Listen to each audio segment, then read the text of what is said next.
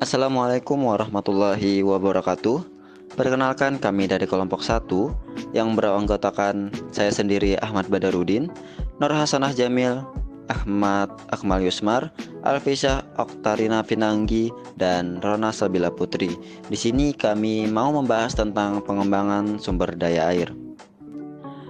Pada kali ini kami akan membahas tentang permasalahan dan faktor penyebab sehingga diperlukan upaya pengelolaan sumber daya air. Baik, yang pertama kita ke permasalahan. Permasalahan yang pertama yaitu adanya kekeringan. Kekeringan adalah kondisi ketersediaan air yang jauh lebih kecil dibandingkan dengan kebutuhan, baik untuk kebutuhan hidup, pertanian, kegiatan ekonomi, dan lingkungan. Dengan kata lain, kekeringan adalah kurangnya air bagi kehidupan manusia dan makhluk hidup lainnya pada suatu wilayah yang biasanya tidak kekurangan air. Kemudian kita lanjut ke pembahasan mengenai banjir. Banjir adalah suatu keadaan sungai di mana aliran airnya tidak tertampung oleh palung sungai, karena debit banjir lebih besar dari kapasitas sungai yang ada. Secara umum, penyebab terjadinya banjir dapat dikategorikan menjadi dua hal, yaitu karena sebab-sebab alami dan karena tindakan manusia. Dan selanjutnya ada intrusi air laut. Intrusi air laut adalah masuk atau menyusupnya air laut ke dalam pori-pori batuan dan mencemari air tanah yang terkandung di dalamnya. Proses masuknya air laut mengganti air tawar disebut intrusi air laut. Masuknya air laut ke sistem aquifer melalui dua proses, yaitu intrusi air laut dan upconing. Kemudian ada pencemaran air. Pencemaran air adalah suatu perubahan keadaan di suatu tempat penampungan air seperti danau, sungai, lautan, dan air tanah akibat aktivitas manusia. Danau, sungai, lautan, dan air tanah adalah bagian penting dalam siklus kehidupan manusia dan merupakan salah satu bagian dari siklus hidrologi. Selain mengalirkan air, juga mengalirkan sedimen dan polutan. Perubahan ini mengakibatkan menurunnya kualitas air hingga ke tingkat yang membahayakan sehingga air tidak bisa digunakan sesuai peruntukannya. Kemudian kita masuk ke faktor penyebab.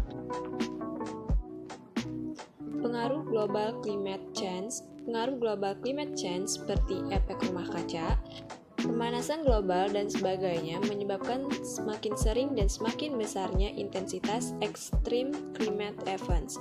Sebagaimana dua kejadian yang berlawanan yang kita alami akhir-akhir ini, yaitu La Nina atau fenomena atau curah hujan dengan intensitas tinggi yang berlangsung lama di suatu tempat, dan El Nino atau fenomena sebaliknya, kekeringan. Kerusakan daerah aliran sungai. Semakin meluasnya degradasi das dan semakin tingginya sedimentasi akibat pembabatan hutan dan praktek pertanian serta perkebunan yang tidak mengikuti aspek konservasi tanah dan air yang didorong oleh tekanan kependudukan dan meningkatnya kegiatan ekonomi dan tata guna tanah serta tata ruang yang tidak kondusif. Kerusakan sumber air. Menyempitnya sungai-sungai karena tingginya tingkat kandungan lumpur akibat erosi dan sedimentasi yang disebabkan rusaknya das maupun akibat sampah yang dibuang penduduk di sekitar sungai. Sungai yang menyempit akan menyebabkan melimpahnya aliran sungai di waktu banjir. Dampak pertumbuhan penduduk. Pertumbuhan penduduk sebesar rata-rata 1,2% per tahun akan menimbulkan bertambahnya kebutuhan akan pangan dan bahkan tekanan yang sangat besar atas tanah atau lahan dan air sehingga akan menimbulkan konflik antar pengguna air bersih. Baik, selanjutnya Undang-Undang Daerah terkait sumber daya air. Terdapat di dalam Undang-Undang Nomor 17 Tahun 2019. Pasal pertama, dalam undang-undang ini yang dimaksud dengan pertama, sumber daya air adalah air, sumber air, dan daya air yang terkandung di dalamnya. Kedua, air adalah semua air yang terdapat pada, di atas, ataupun di bawah permukaan tanah. Termasuk dalam pengertian ini, air permukaan, air tanah, air hujan, dan air laut yang berada di darat. Ketiga, air permukaan adalah semua air yang terdapat pada permukaan tanah. Keempat, air tanah adalah air yang terdapat dalam lapisan tanah atau batuan di bawah permukaan tanah. Kelima, air minum adalah air yang melalui pengolahan atau tanpa pengolahan yang memenuhi syarat kesehatan dan dapat langsung diminum. Keenam, sumber air adalah tempat atau wadah air alami dan atau buatan yang terdapat pada, di atas, atau di bawah permukaan tanah. Ketujuh, daya air adalah potensi yang terkandung dalam air dan atau pada sumber air yang dapat memberikan manfaat ataupun kerugian bagi kehidupan dan penghidupan manusia serta lingkungannya.